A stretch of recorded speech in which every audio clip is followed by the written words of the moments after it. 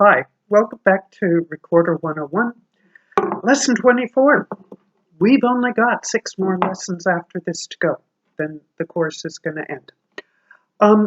Last week, we began working on the high notes. Put them up here again.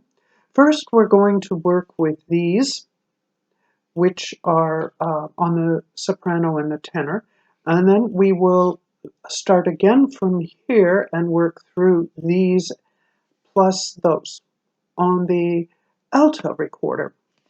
I've already recorded this once today. It was absolute gibberish. Sounded like a chipmunk speaking insanely. So anyway, first thing. I was going to say sit up straight, feet flat on the floor. I've just again noticed my feet are not flat on the floor. They're crossed. I'll put them down. Correct. The straight has to do with getting your air in the right way. The way you hold your recorder is also important. Turn sideways. It's been a long time since I've mentioned this, but you're basically here. And this is where we begin working on our posture. It's very easy for our recorder to move subtly as we move our fingers. So if you're having difficulty with the high notes, please be careful that your recorder isn't moving. Mine does. It's more apt to move the heavier it gets, especially with my tenor, because it's heavier. So let's get the tenor sort of out of the picture. So as we begin with these notes, the D, E, F, G, which we covered last week, we've got our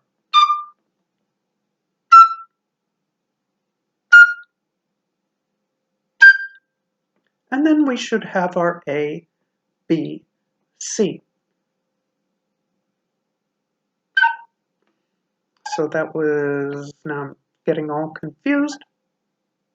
Yeah, we were here. No, that's there. That's the G. No, excuse me, that's the F and the G.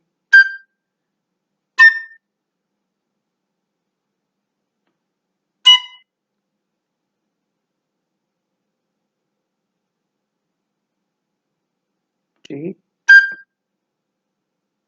A, B, C. Something's wrong. What? Probably either the recorder moved down or my thumb is causing me problems. Better.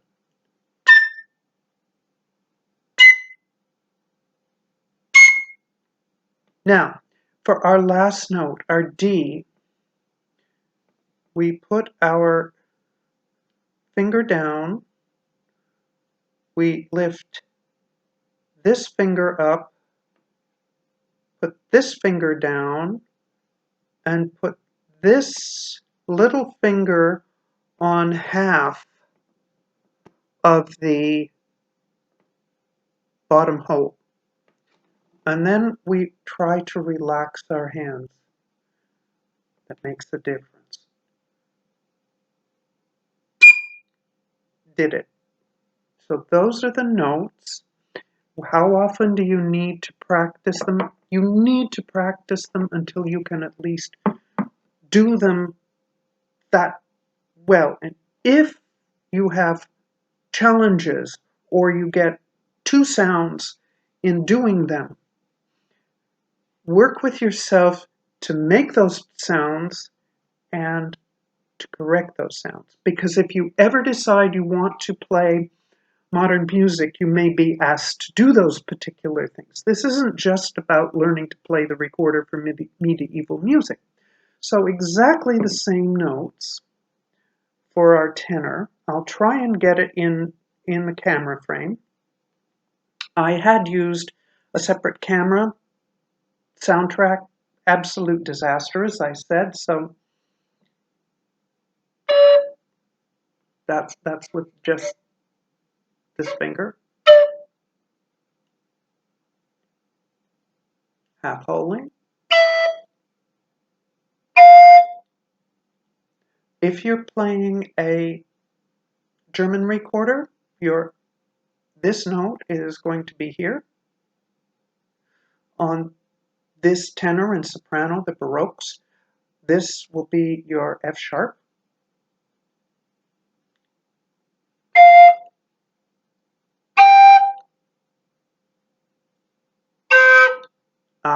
Thumb's not in the right position. And probably the recorder moved.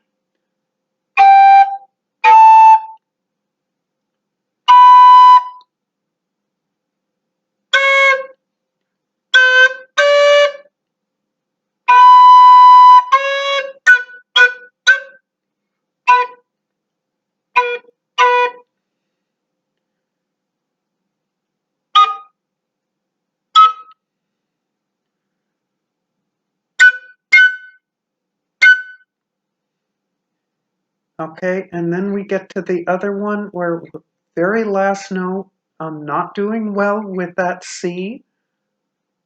That finger up, this finger up, this finger down, that finger half holding, and probably won't have success. Try to relax. I can't say that it's higher than the one that I had here. No, not really. So that's something I'm going to have to work on. Getting, I'm putting my recorder away because this is really work on it. You will succeed. I remember when I was first trying to just get the E with my, let's see, this E and that F with my soprano and tenor recorder. It eventually works. I can get them now. And the reason I'm choosing to show you my mistakes and put this here is because this is a course for beginners, not for professionals, at least not professional recorder players, because we get so frustrated when we can't do things and we wonder, what is it we're doing wrong? Is it our thumb position? Probably. Am I getting my thumbnail in the way? Probably. What's the problem with getting the thumbnail in the way? Well, it allows little places for the air to get around your thumbnail. That can cause problems. Is it, the position, is your recorder wobbling? Not quite that bad, but is it wobbling? Okay, so coming back to our alto. The D, if we're starting again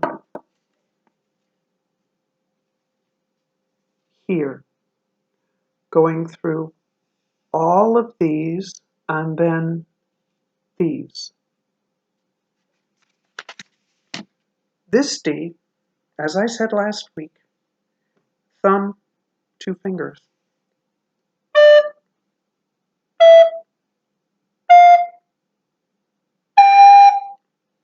So it's not until we get to the G here, the first four notes, that we actually drop the thumb.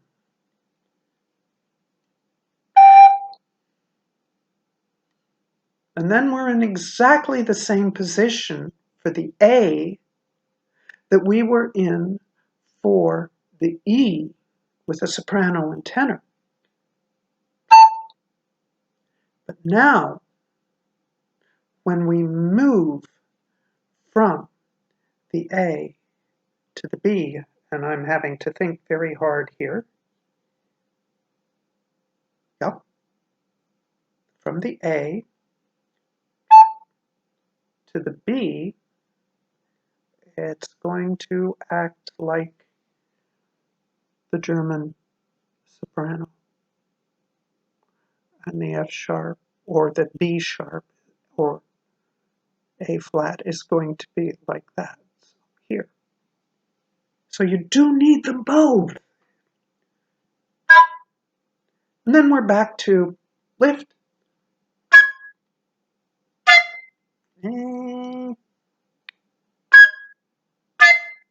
I think it's the thumbnail.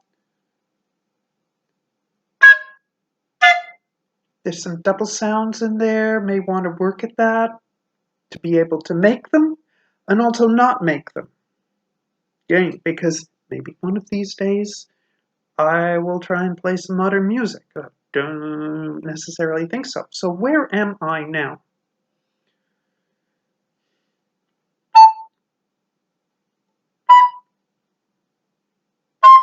That's the C, D. Now I have to think of the E. Put those two fingers down. And when I think of the highest F, remember our lowest note on the alto is an F. Lift this finger up. It's not really doing it, is it?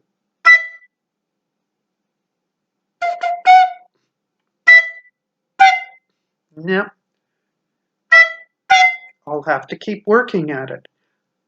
So again, when we get to our high G, it's this, not just this finger, this finger comes down, this finger comes up, this finger goes there, and this is covering just the one hole.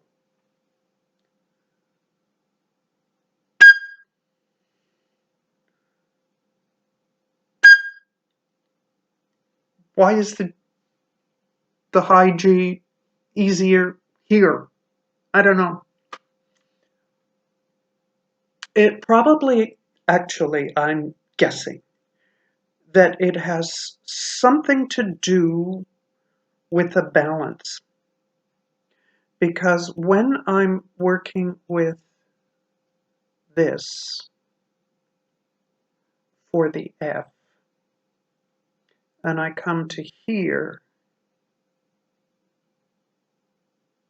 for the high G, it probably very subtly changes the balance in my hand.